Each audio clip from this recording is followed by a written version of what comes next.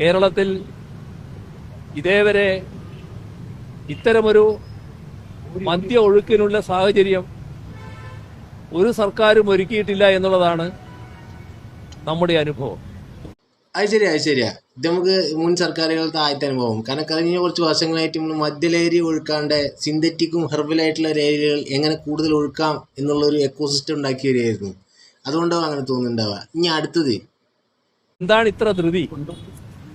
എന്തുകൊണ്ടാണ് ഇത്ര കടുംപിടുത്തം ഇക്കാര്യത്തിൽ മുഖ്യമന്ത്രിയുടെ ഭാഗത്തുണ്ടായിരിക്കുന്നത്?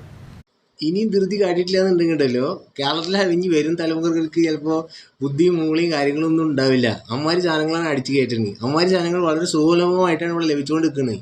അതാണല്ലോ ഇപ്പോൾ ഓപ്പറേഷൻ തൂഫാനൊക്കെ നമ്മൾ കാണുന്നത്. ഇത് എത്രയോ കാലങ്ങളായിട്ട് നടന്നുകൊണ്ടിരിക്കണല്ലേ, അതുകൊണ്ടായിരിക്കും. പിന്നെ മുഖ്യമന്ത്രിയുടെ കടുംപിടുത്തം. ഞങ്ങൾക്കൊരു മുൻ മുഖ്യമന്ത്രി ഉണ്ടായിരുന്നു. അങ്ങേരുടെ കടുംപിടുത്തത്തിന് മുമ്പിൽ ഇതൊന്നും ഒന്നുമല്ല. നിങ്ങൾക്ക് അറിയാത്തോണ്ടാ. നന്ദി, നമസ്കാരം.